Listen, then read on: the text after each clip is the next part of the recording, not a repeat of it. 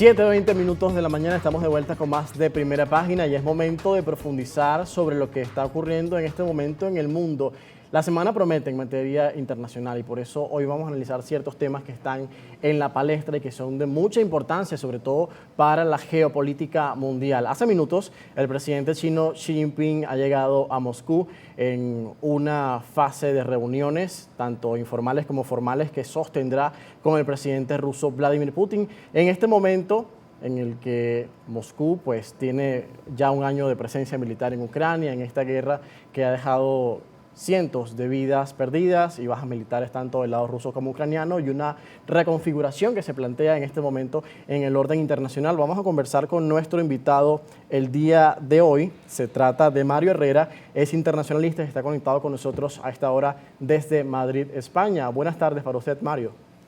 Hola, buenas tardes, José Enrique, un placer. Un placer que pueda acompañarnos. ¿Qué importancia tiene esta visita del líder chino Xi Jinping a Moscú en el momento clave de su relación con Rusia? Ha decidido llamar esta visita como una de paz. Bueno, pues primeramente creo que hay que ver la importancia que tiene la visita, no solo por la visita como tal, sino precisamente por el contexto donde se produce. Hay que recordar que esta es la primera visita oficial de Xi Jinping tras la reelección, una vez más, como presidente y como secretario general del Partido Comunista Chino. Hay que ver cuál es la importancia estratégica, puesto que estamos en un momento donde precisamente de manera geopolítica hay una tensión entre Estados Unidos y China cada vez más evidente, donde vemos como Europa y Estados Unidos siguen gestionando las sanciones contra Rusia a partir de la invasión ucraniana, y vemos, sin embargo, como Rusia está precisamente girando sus intereses estratégicos no solo hacia Europa, como venía haciendo hasta ahora, sino precisamente girando hacia esa otra parte, hacia Asia. Y creo que esto es muy importante, ya lo decía el presidente Vladimir Putin hace un par de semanas, precisamente donde decía: si tenemos que construir una carretera que recorra Rusia de punta a punta, precisamente para mejorar nuestras conexiones en Asia, lo haremos. Creo que es evidente que hasta ahora, como decía Putin, en Rusia miraba a corto plazo y hoy está empezando a mirar a un medio y largo plazo. Y creo que ahí China va a ser la gran valedora rusa, pero además va a ser la gran beneficiada. Recordemos que mientras Occidente se empeña en mantener esas sanciones económicas fundamentalmente a los hidrocarburos, que no solamente están desangrando Rusia, sino que están desangrando a la economía occidental, vemos como China, India y otras potencias emergentes precisamente aprovechan ese momento geopolítico para comprar recursos a unos precios muy asequibles y precisamente les está sirviendo para impulsar su economía. Por lo tanto, creo que Xi Jinping lo único que deja claro es que no se van a cerrar ni van a seguir las sanciones occidentales, como creo que ha recordado desde el inicio del conflicto ucraniano, y que además precisamente se van a abrir a esa colaboración que favorezca que China continúe siendo no solamente un actor internacional de relevancia, sino probablemente el primer actor internacional de relevancia, como precisamente además acabamos de ver en los acuerdos diplomáticos a los que se llega, gracias en parte además precisamente a la colaboración china. Y en esta etapa de la guerra en Ucrania y desde el comienzo, China se ha perfilado como un actor mediador también para el conflicto. Es por eso que recientemente presentó, estimado Mario, esa propuesta de paz que establece 12 puntos para que se resuelva el conflicto entre las partes. También ha presentado quizás una postura más ambigua. Por un lado, ha afianzado sus lazos diplomáticos con Rusia, pero por el otro también ha reiterado en varias oportunidades que debe defenderse la soberanía y la integridad territorial de cada nación. En este sentido, cuando además Xi Jinping ha logrado un tercer histórico mandato en China, ¿cómo se perfila como actor importante en este conflicto y qué probabilidades hay de que se avance en esa propuesta de paz? Bueno, pues creo que lo primero que hay que hablar es, creo que la posición de China, por ambivalente, no es en ningún caso algo extraño. Ahí tenemos como precisamente Estados Unidos ha estado financiando y armando a Taiwán mientras reconoce la política de una sola China. Vemos como precisamente esa ambivalencia juega un papel muy importante en el terreno de la geopolítica mundial y bueno, China es simplemente un ejemplo más de cómo esa ambivalencia se juega. Creo que evidentemente China no solamente no se está cerrando las puertas con Occidente y pretende continuar con esta relación comercial que tiene, sino que además está analizando precisamente cuál es el coste o cuál es el beneficio que finalmente va a acabar teniendo Rusia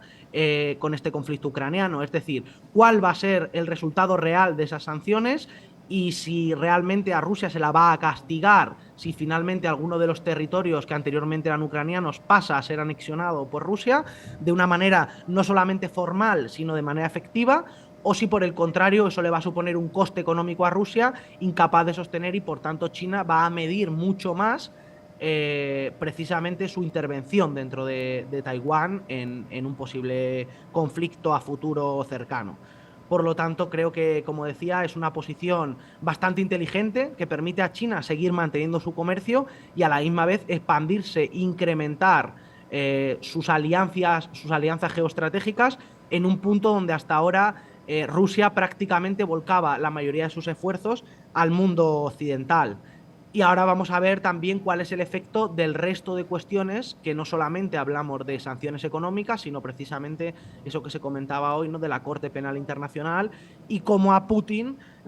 hoy tiene una orden de arresto que además creo que en ningún caso se llevará a ser efectiva. Creo Estimado que es una Mario, orden. vamos a dejar ese tema para la próxima parte, tenemos que hacer una pausa, pero ese punto clave es muy importante en esta entrevista que hoy desarrollamos con Mario, el señor Mario Herrera, internacionalista, está con nosotros desde Madrid, España, analizando lo que sucede en torno a la guerra en Ucrania, las relaciones internacionales, esta visita que hace el presidente chino Xi Jinping a Moscú para reunirse con su homólogo ruso Vladimir Putin, y luego ya para la segunda parte de esta entrevista queremos hablar sobre esa orden de arresto que se emitió el viernes contra el líder del Kremlin. Hoy conversamos con nuestro invitado y los invitamos a que usted interactúe con nosotros también por @primerapágina, #primerapágina y continúe después de este corte con más del programa.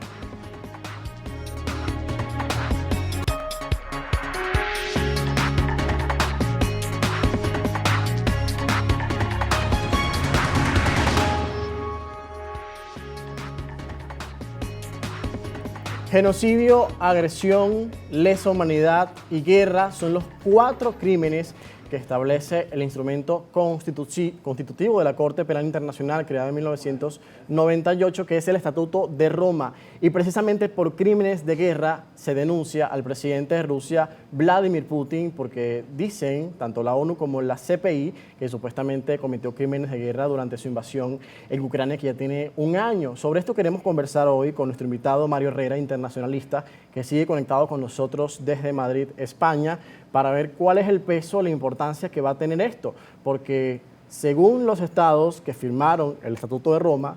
pues si esto se da ahora, Putin no podría entrar al menos 123 países, estimado Mario. ¿Qué peso tiene esta orden de arresto emitida el viernes contra Putin y qué va a pasar ahora? Bueno, lo primero, yo creo que hay que analizar con esto que a Rusia se la viene acusando de manera sistemática desde el inicio de la invasión de cometer crímenes de guerra y crímenes contra la humanidad. Algo que desgraciadamente suele ocurrir en todas las guerras, pero que no suele ocurrir solo de una parte. Desde los cohetes de fósforo que se utilizaban al principio, o que así se acusaba que se usaban esos cohetes de fósforo blanco, hasta la deportación de niños. Bueno, lo que está claro es que la Corte Penal Internacional, lo primero, recoge 123 países. Es que en este caso Rusia no tiene un tratado que Rusia no tiene ratificado, puesto que en el año 2000 lo firmó, pero en el 2016 se retiró, alegando que no reconocía la jurisdicción del tribunal tras el suceso de Crimea.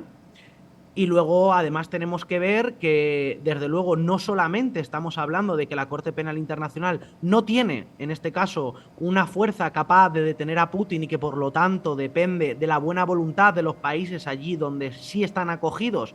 y donde Putin pudiera hacer una visita, pero es que, además, ya tenemos antecedentes, por ejemplo, en el año 2015, de cómo Sudáfrica evitó detener al entonces presidente de Sudán, Omar al-Bashir, alegando precisamente esa inmunidad que tenía por acudir a una cumbre de la Unión Africana. Por lo tanto, es evidente que a día de hoy parece bastante lejos, más allá de un brindis al sol, que finalmente Putin se siente en el banquillo de la Corte Penal Internacional, teniendo además presente que una de las premisas de la Corte Penal Internacional, que todos los delitos que puede perseguir están recogidos en el artículo 5 del Tratado de Roma, como son el genocidio, los crímenes de lesa humanidad, los crímenes de guerra o los crímenes de agresión, pero, sin embargo, recordemos que no se puede juzgar a alguien que está en absenza, es decir, para poder juzgar a Vladimir Putin, lo primero que habría que hacer era sentar a Putin precisamente en ese banquillo,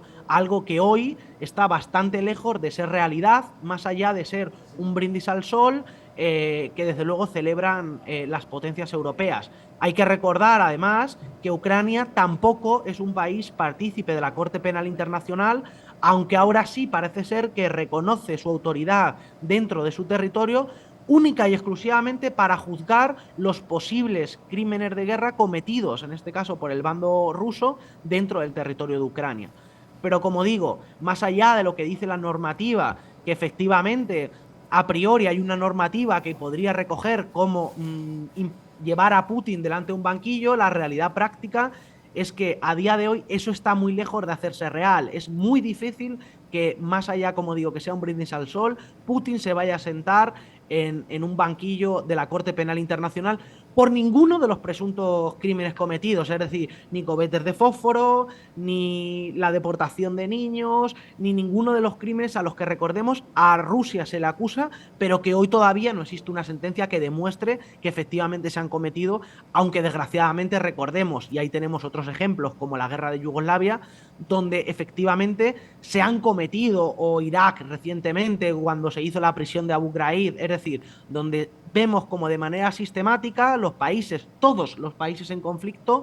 es una guerra y tienden a saltarse los acuerdos y por lo tanto precisamente a la comisión de este tipo de crímenes.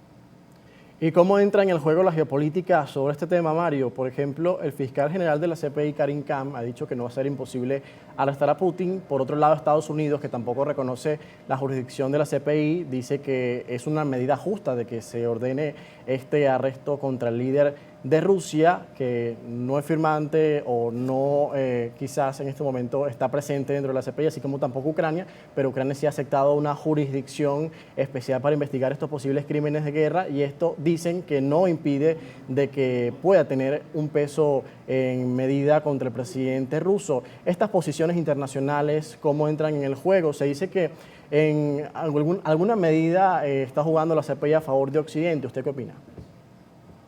Bueno, yo creo que, como todo, al final la gente que compone los tribunales y los intereses a los que responde, siempre hay unos intereses detrás. En este caso es evidente que probablemente pesa mucho la posición de Occidente, y creo que a la hora de tomar decisiones esa posición toma mucha fuerza. Ahí tenemos el ejemplo y hay que recordar aquella reunión de las Azores a través de la cual Tony Blair, George Bush y José María Aznar tomaron la posición de la invasión de Irak, diciendo en la televisión precisamente aquello de las armas de destrucción masiva. Vemos cómo ahí se convirtieron crímenes de guerra y cómo, sin embargo,